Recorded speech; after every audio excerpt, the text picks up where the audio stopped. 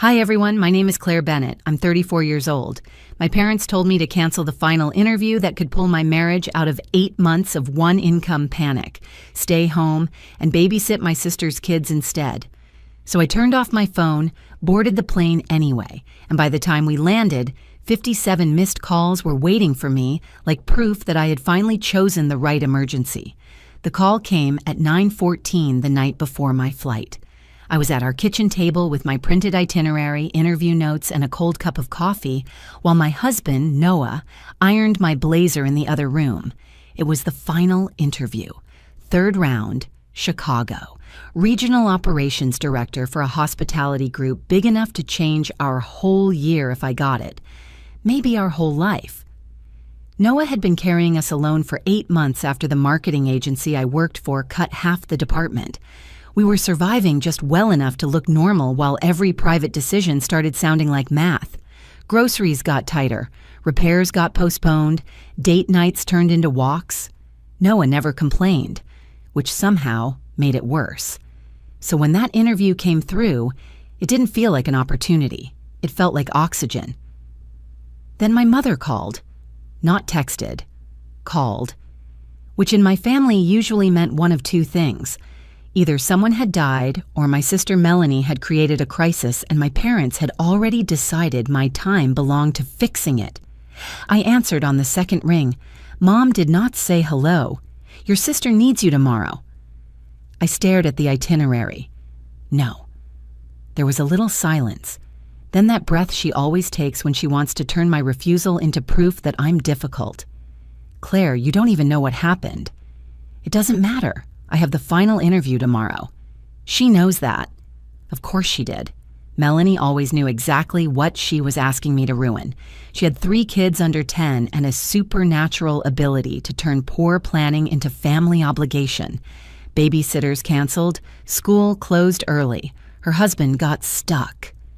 One child had a fever or recital dramatic enough to mobilize 2 grandparents and still land in my lap. My parents called it helping family. I called it unpaid labor with emotional blackmail attached. What happened? I asked. Evan has a work dinner and Melanie has no one for the kids. I actually laughed. Not because it was funny, because I had spent all week preparing for the most important interview of my adult life, and my family was calling because my brother-in-law had a dinner and my sister had run out of backup women. Then she needs to solve that. Mom's voice sharpened. Don't talk like that. Like what? Like I'm a person with a life? That was when she changed tactics. Softer, sadder, the martyr voice. Your sister is overwhelmed. There it was, the family spell. At 12, she was overwhelmed by homework, so I did dishes alone. At 16, she was overwhelmed by prom planning, so I drove across town to pick up her altered dress. At 28, she was overwhelmed by motherhood, so I spent Saturdays in her living room while she just ran out for an hour and came back after dark. I looked at the plane ticket again. Then Noah walked into the kitchen, saw my face, and stopped moving. He mouthed, "Who?" I mouthed back, "Mom." He closed his eyes because he already knew. Mom was still talking. Family comes first, Claire. No, I said quietly. That's what you say when you need something from me. She went silent. Then, icy now. Your father is going to call. She hung up before I could answer. 30 seconds later, his text came through. Cancel it.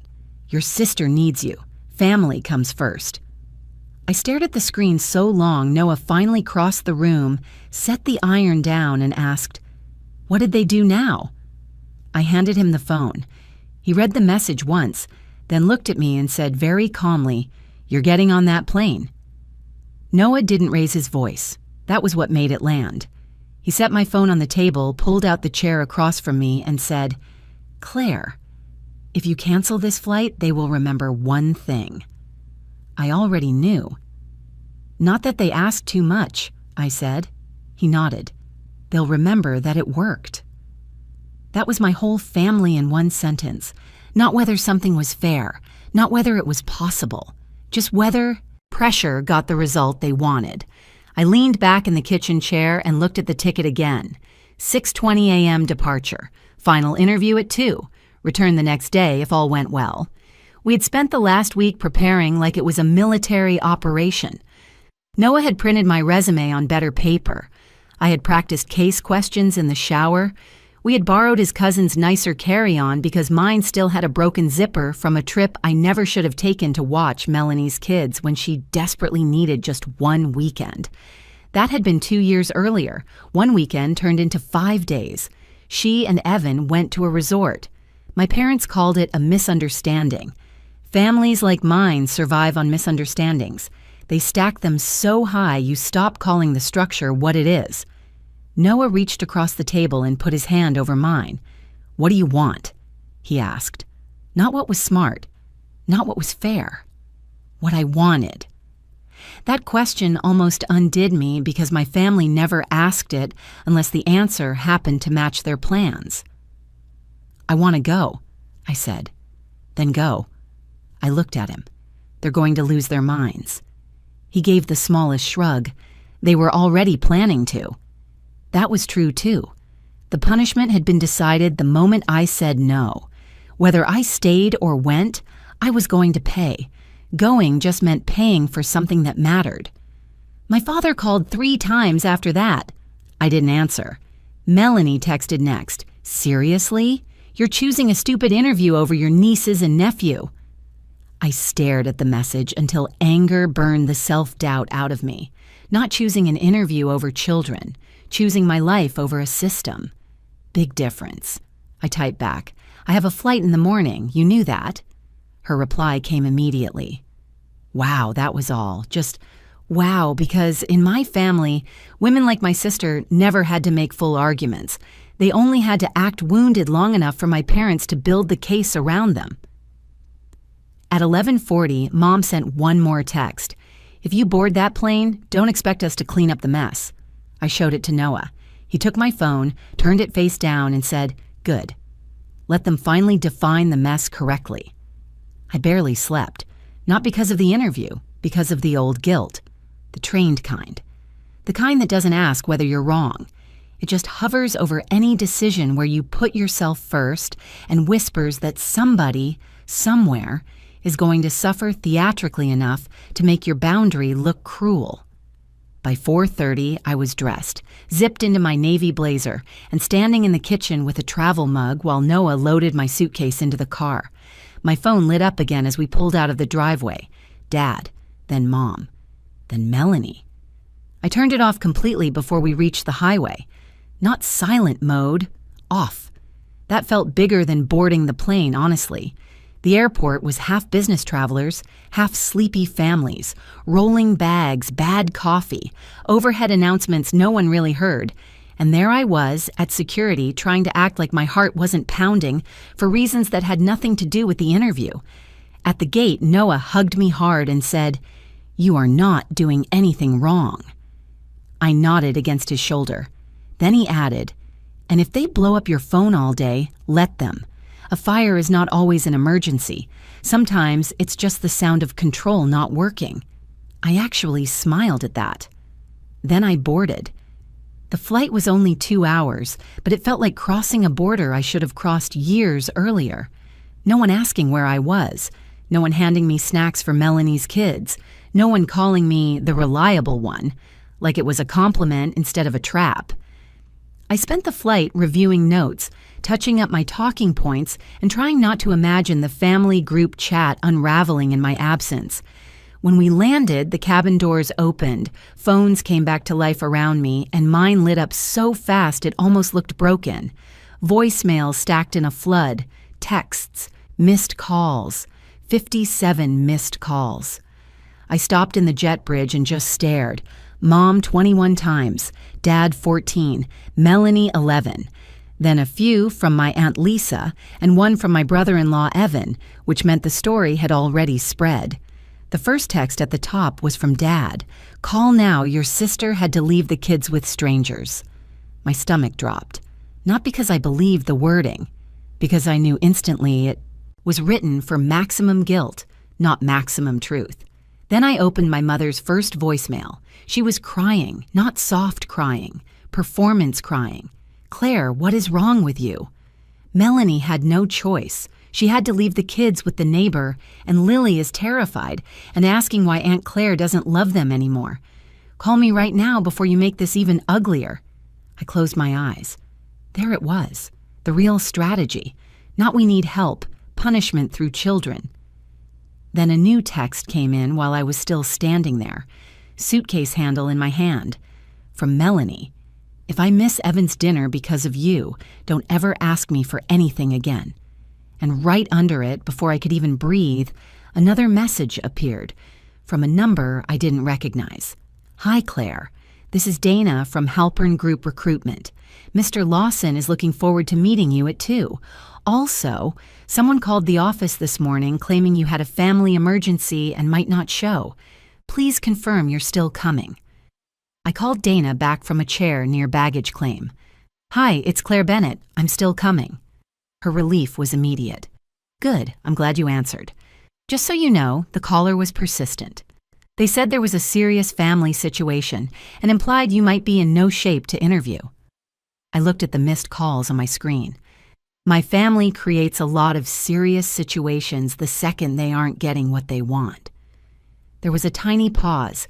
Then she said carefully, Mr. Lawson still wants to meet you. Good. I took a rideshare downtown, changed in the hotel restroom across from their office, fixed my makeup with hands that only shook once, and walked into Halpern Group's headquarters at 1:48 with my portfolio under one arm and 57 missed calls, still burning a hole through my phone. The building was all glass, brushed steel, and expensive restraint. Quiet lobby, sharp receptionist. The kind of place where panic has to dress itself properly before it gets admitted upstairs. Dana met me in reception. She was younger than I expected, fast-moving, neat navy dress, the face of a woman who had already salvaged 6 other people's poor planning before lunch. Still want coffee? She asked. No. Good answer. That made me like her immediately. She took me up to the 12th floor and walked me into a conference room with 2 windows, a carafe of water, and 3 people already seated. Mr. Lawson in the middle, gray hair, rolled sleeves, the kind of man who looked as if he had never once confused noise for leadership. Beside him sat a regional finance director and an operations VP with a yellow legal pad full of handwritten notes. Lawson stood when I entered. Claire, he said, shaking my hand, I'm glad you made it. I held his gaze. So am I. He motioned for me to sit. Then, before anything else, he said, I want to acknowledge the unusual call our office received this morning. There it was. No pretending, no dance. I took a breath. My family did not want me on this flight. The finance director's pen stopped moving. Lawson leaned back slightly. Because of the interview? Because of what the interview represents. He said nothing, so I went on. They needed free childcare. I said no. My parents are used to pressure working faster than respect. That could have gone badly, could have sounded messy, personal, emotional in the wrong way. Instead, Lawson nodded once and said, All right, then let's talk about how you handle pressure when it doesn't get to choose your priorities. That was the moment I knew I still had a shot. The interview was hard in exactly the right way, not trick questions, real ones. A labor cost crisis in a high-volume property, an underperforming GM with strong guest scores and weak controls, a staff retention problem during expansion, a property owner who wanted luxury optics on mid-scale numbers. I answered all of it, calmly, clearly. Not because I was superhuman, because 8 months of surviving on one income while my family kept treating my time like a public resource had burned all the decorative language out of me. I had no energy left for fake brilliance, only usable truth. At one point, Lawson asked, Tell me about the hardest operational reset you've managed. And without planning to, I said, Any system built on one person silently absorbing too much eventually collapses. The trick is catching it before everyone mistakes dependency for normal. No one spoke for a second after that. Then the operations VP wrote something down. We broke at 3:10. I stepped into the hallway, checked my phone, and found the family had moved from outrage to collapse. Mom, 6 more voicemails. Dad, 4 texts. Melanie, 14 messages. Unknown number, 2 missed calls. The unknown number was my neighbor back home, Mrs. Dorsey. I played that one first. Claire, honey, it's Ellen from next door to your sister. I don't know what all this is, but your mother dropped the kids with me for an hour and it's been 4. Your niece is crying, the little one threw up, and your dad just drove off angry. Call someone. I stared at the wall. Then I laughed once under my breath. Not because children throwing up at a neighbor's house was funny, because there it was, the whole truth. They had not needed me because no one else could help. They had needed me because everyone else in the family had finally been forced to do it once, and immediately started falling apart. Then my phone buzzed with a new text from my father. If you don't fix this today, don't bother calling this family yours again. I looked at it, deleted nothing, saved everything. Then Dana appeared at the end of the hall and said, Mr. Lawson would like another 30 minutes. He's canceled his next meeting. The second half of the interview did not feel like an interview anymore. It felt like a test of whether I could stay clear while chaos tried to leak in through the walls. Mr. Lawson closed my resume folder, folded his hands, and said, Let's assume you get this role. You'll be overseeing properties across 3 states, inherited staff politics, underperforming managers, owners with unrealistic expectations, and at least one emergency every week that arrives, labeled urgent but is actually just loud. How do you decide what deserves your attention first? I did not answer immediately, because I knew the honest answer now, not the polished one.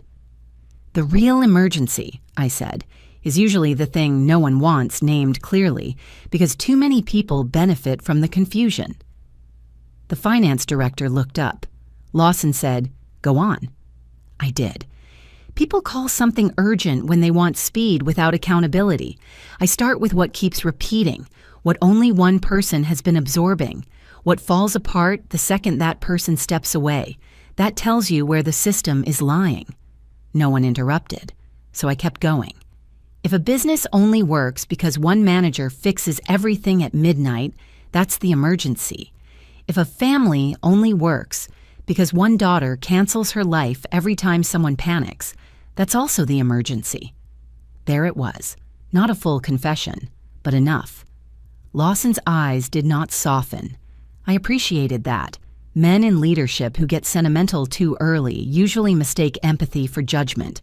He just nodded once and said, That's the best answer I've heard all month. I wanted to hold on to that sentence. Instead, I focused on breathing normally. The last 30 minutes moved fast. Compensation band, travel requirements, relocation timeline, whether Noah would be open to a move if it came to that. I answered everything cleanly because once the truth has already cost you your family for a day, a salary conversation stops feeling intimidating. At 4:02, Lawson stood. Claire, he said, I don't make offers on adrenaline, but I do know when I've met the right person. Dana will be in touch by tomorrow morning. Tomorrow morning. Not vague, not we'll circle back. Tomorrow morning. I thanked them, shook hands, and walked out with my bag on one shoulder and my phone suddenly feeling heavier than anything in it. The first thing I saw when I switched it back on was a photo from my mother, not of the kids, of my sister's living room. One of the boys asleep sideways on the couch in yesterday's clothes, one crying in the corner, juice spilled on the rug, a lamp knocked crooked, the kind of photo designed to make female guilt travel faster than context. Under it, my mother had written, "This is what your selfishness caused." I stared at the screen so long, Dana touched my arm lightly and asked if I was all right. I looked up. Then I laughed. Not because I was, because that message told me everything. I had not caused the mess. I had just refused the assignment. Big difference. By the time I got back to the airport hotel, the story had widened. Aunt Lisa had texted me that Melanie left the kids with Mrs. Dorsey for just a short dinner window. then got stuck because Evan kept drinking and Dad drove off angry after a fight. Claire, my sister-in-law, had apparently cried in the driveway because she never agreed to all this. Mark, my brother-in-law, had gone home. My mother was now trying to frame the whole thing as a freak scheduling collapse no one could have predicted. Except I could have, because I had been predicting it for years. That was the whole point. Family systems built on one woman's endless availability look stable, right up until she disappears for 12 hours. Then suddenly, everybody discovers what she was holding up. At 6:30, Noah called. His voice alone made my whole body unclench. How'd it go? I sat on the edge of the hotel bed, shoes still on, and said, I think I may have just talked my way into a new life. He went quiet for half a second. Then, good, because your family has absolutely set fire to the old one. I told him everything. Lawson, the second round of questions, the photo from Mom, Mrs. Dorsey, Dad's threat, Melanie's meltdown, the office call that morning. Noah listened the way good men do, without grabbing the story away from you and making their anger the main event. Then he said, Claire, do you understand what happened today? I looked at the hotel wallpaper because sometimes a blank surface helps truth arrive faster. They couldn't function without me. Yes, he said. And more important, they finally had to watch themselves try. That stayed with me. Not because it was profound, because it was accurate. My family had always treated my labor like background weather, constant enough not to mention, necessary enough to assume. But the moment I didn't cancel my flight, the whole machine sputtered in public. Children left with neighbors too long, schedules blown, tempers exposed, other women dragged in, my father storming out, my mother crying, Melanie unraveling. They had always called me dramatic. Now the performance was theirs. At 9:14, just as I was about to shower, my father sent one last text. If you take this job, don't expect us to pretend you didn't choose career over blood. I read it once. Then I wrote back the first completely honest sentence I had ever sent him. No, I chose my life over your convenience. He didn't answer. For the first time ever, neither did I. I got the offer at 8:07 the next morning. Not an email, a call. I was standing in the hotel bathroom with one earring in and my hair half dried when my phone lit up with Dana's name. I answered on the second ring. Claire, she said, and I could hear the smile in her voice. If you're still interested, Mr. Lawson would like to formally offer you the regional operations role.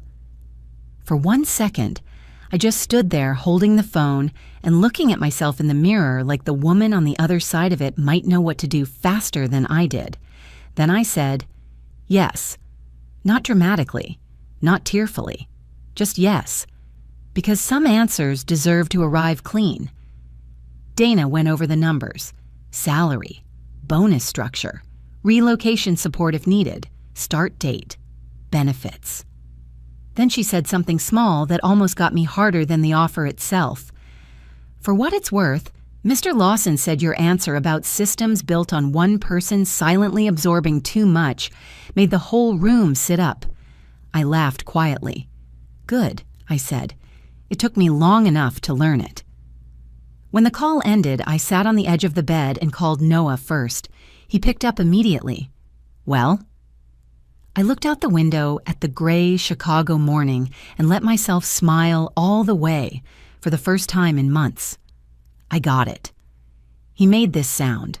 Not a yell, not a laugh, something better. Relief with joy under it. The kind of sound people make when hope has been costing them more than they admit. Then he said, I'm so proud of you.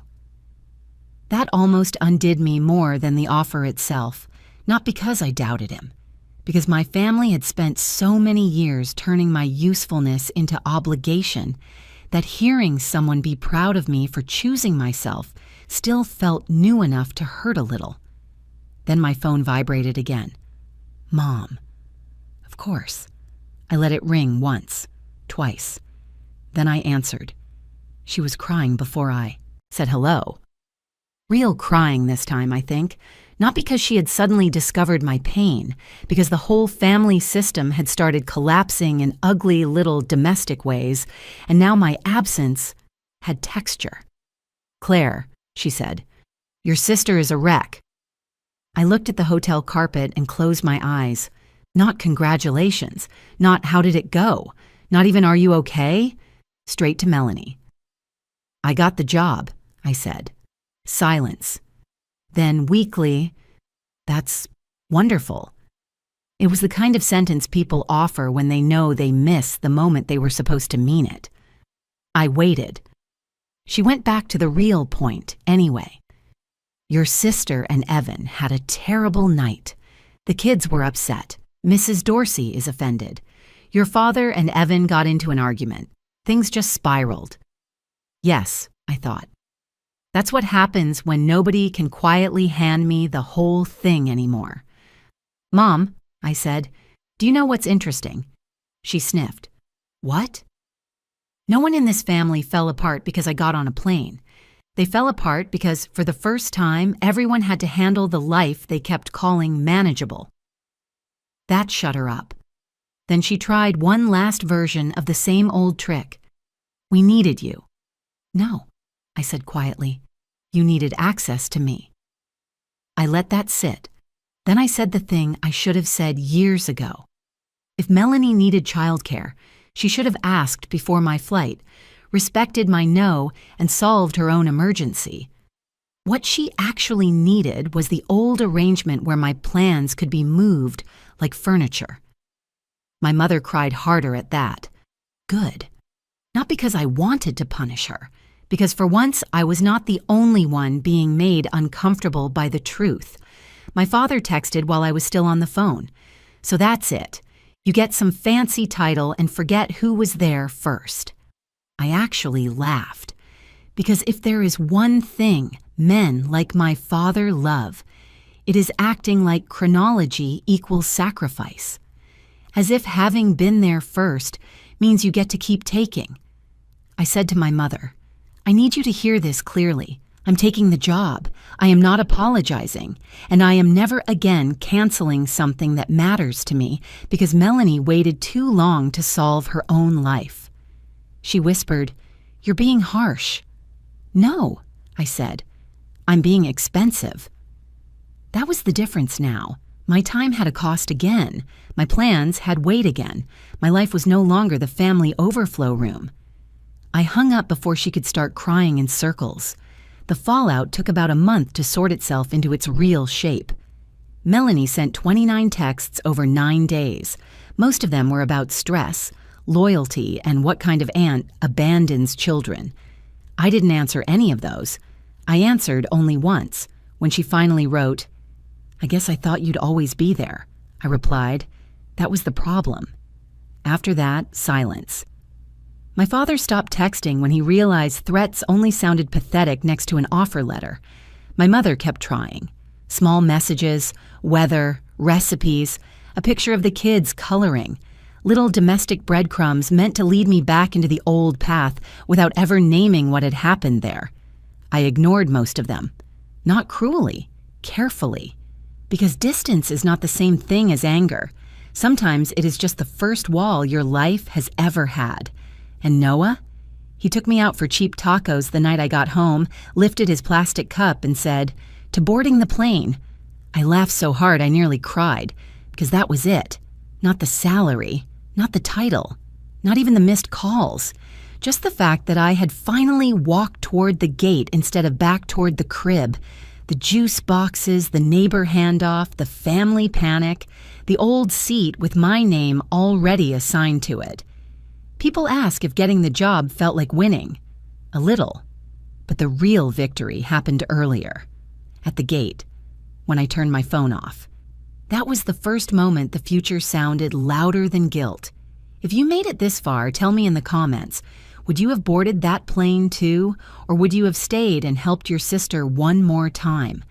And after seeing your whole family unravel the second you chose yourself, would you ever go back to being their automatic solution? Don't forget to like this video, subscribe to the channel, and turn on notifications so you don't miss the next one. Thank you for being here, and I'll see you in the next video.